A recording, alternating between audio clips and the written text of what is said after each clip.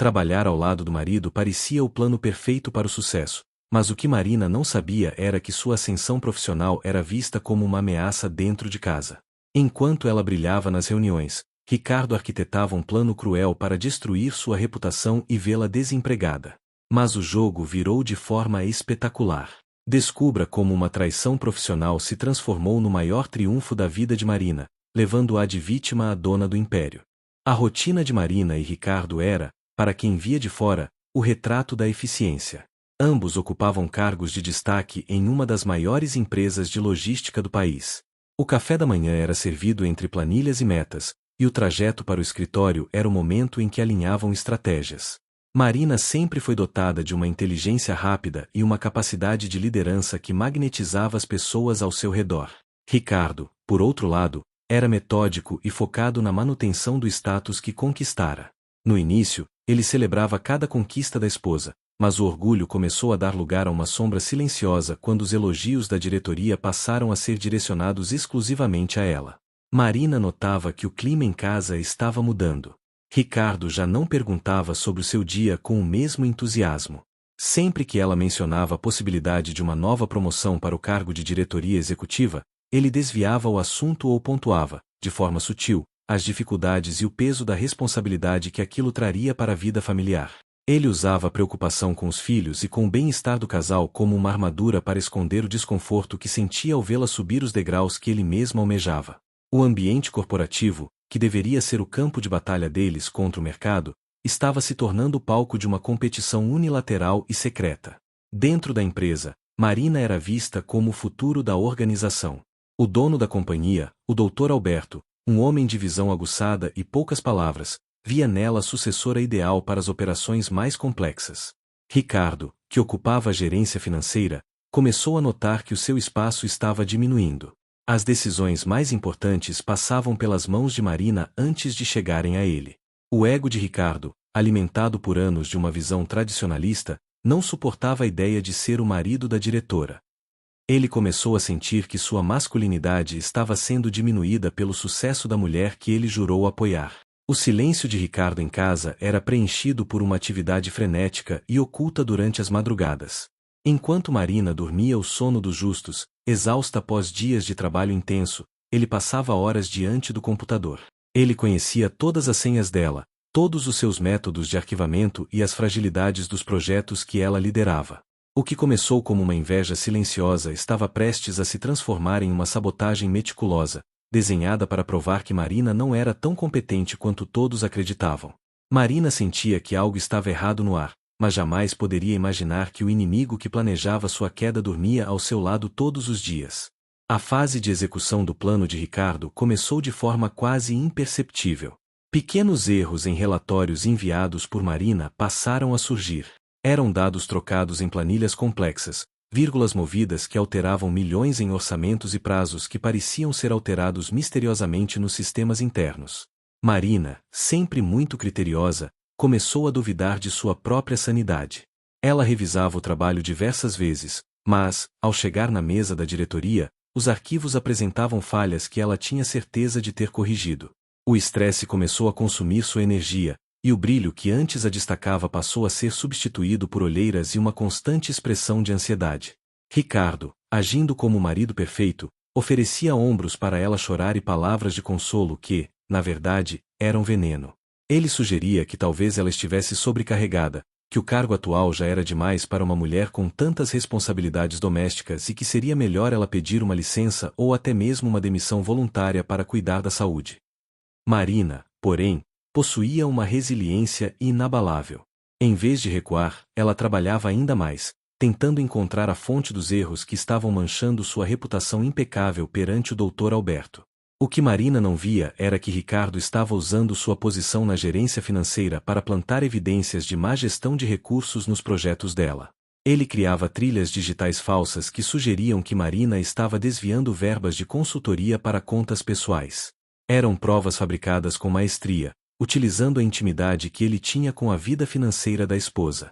Ele queria que ela fosse demitida por justa causa, humilhada e banida do mercado, para que ele pudesse surgir como o pilar da família, o único provedor, trazendo-a de volta para uma posição de submissão e dependência absoluta. A tensão na empresa atingiu o ápice quando um grande contrato internacional foi colocado em risco devido a um vazamento de informações confidenciais. O Dr. Alberto convocou uma reunião de emergência, e todas as evidências técnicas apontavam para o computador de Marina. Ricardo assistia a tudo de perto, mantendo uma máscara de preocupação e apoio, enquanto por dentro saboreava a proximidade da ruína da mulher. Ele acreditava que o golpe final seria dado naquela tarde, e que Marina sairia do prédio escoltada pela segurança. Mas o que Ricardo esqueceu é que o Dr. Alberto não chegou ao topo da cadeia empresarial sendo um homem fácil de enganar. O clima na sala de reuniões era gélido. Marina sentia o peso dos olhares de seus colegas, muitos dos quais ela mesma havia treinado. Ela tentava explicar o inexplicável, afirmando que nunca havia acessado aqueles arquivos no horário registrado pelo sistema. O Dr. Alberto permanecia em silêncio, observando a postura de Marina e, discretamente, o comportamento de Ricardo, que não parava de balançar a perna, um sinal claro de nervosismo que ele tentava disfarçar com comentários condescendentes sobre a fragilidade emocional de sua esposa naquele momento difícil. Em vez de demitir Marina, o Dr. Alberto encerrou a reunião e pediu que ela ficasse na sala por mais alguns minutos. Ricardo tentou entrar junto, alegando que, como marido, deveria estar presente para apoiá-la, mas recebeu uma negativa firme do dono da empresa. Sozinho com Marina, o Dr. Alberto mudou o tom. Ele não parecia um carrasco, mas um aliado. Ele revelou que, há meses, vinha estranhando a queda de performance dela e que, por conhecer sua competência, havia contratado uma auditoria externa de tecnologia da informação para monitorar todos os acessos internos da empresa, inclusive os remotos. O Dr. Alberto abriu um laptop e mostrou a Marina algo que destruiu seu mundo de uma forma que nenhum erro profissional conseguiria. Eram registros de acesso realizados da rede Wi-Fi da casa deles, durante as madrugadas, usando as credenciais de Marina. O relatório mostrava não apenas as alterações nos arquivos, mas também as transferências de dados para o computador pessoal de Ricardo.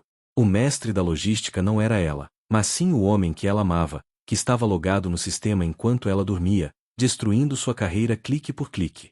O choque foi tão profundo que Marina perdeu o fôlego, sentindo uma dor física no peito ao perceber que a pessoa em quem ela mais confiava era o seu maior algoz. O dono da empresa explicou que já tinha provas suficientes para prender Ricardo, mas que queria dar a Marina a oportunidade de decidir como o ato final seria executado. Ele contou que admirava a força dela e que a sabotagem de Ricardo só provou o quanto ela era superior, pois ele precisou de meses de trapaças para tentar chegar perto de derrubá-la. O convite do Dr. Alberto foi claro. Ele queria que ela o ajudasse a limpar a empresa daquela influência tóxica e, em troca, ofereceria a ela algo que Ricardo nunca poderia alcançar, nem em seus sonhos mais ambiciosos. O plano de vingança estava pronto, e a próxima vez que Ricardo visse o Dr. Alberto e Marina juntos, sua vida de mentiras desmoronaria como um castelo de cartas. A manhã seguinte começou como qualquer outra, mas Marina carregava um peso diferente nos olhos. Ricardo, acreditando que o destino de Marina estava selado e que a demissão viria a qualquer momento, estava de bom humor. Ele chegou a fazer planos para uma viagem de descanso para ela, já prevendo o tempo que ela passaria desempregada. Ao chegarem na empresa, foram convocados imediatamente ao auditório principal. Todos os funcionários estavam presentes, e o Dr. Alberto estava no palco com um semblante sério, mas decidido. Ricardo sentou-se na primeira fila, esperando o anúncio da saída de Marina. No entanto, o Dr. Alberto começou o discurso falando sobre valores, integridade e a importância da lealdade.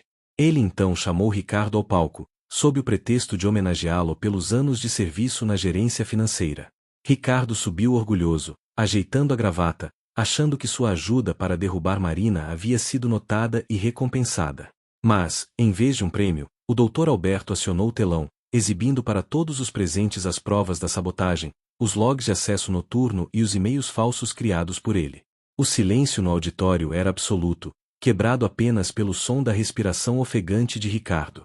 Ele tentou gaguejar uma defesa, olhou para Marina em busca de socorro, mas encontrou apenas um olhar de gelo e desprezo. Marina subiu ao palco, caminhou até o microfone e, sem derramar uma única lágrima na frente dele, revelou como ele havia usado a intimidade do lar para tentar destruí-la. Ela detalhou como ele se sentia pequeno diante do sucesso dela e como sua incapacidade de ser um parceiro igual o transformou em um criminoso corporativo. A humilhação de Ricardo foi total. Ele foi exposto diante de seus pares, subordinados e da mulher que ele tentou aniquilar. O doutor Alberto então anunciou a demissão imediata de Ricardo por justa causa, informando que os advogados da empresa e a polícia já estavam cientes do caso de fraude e invasão de sistema. Ricardo foi retirado do auditório por seguranças, sob os olhares de repulsa de todos. Mas o anúncio principal ainda estava por vir. O doutor Alberto olhou para Marina e, diante de toda a companhia, declarou que ela não seria apenas a nova diretora executiva, mas que ele estava transferindo uma parte considerável das ações da empresa para ela.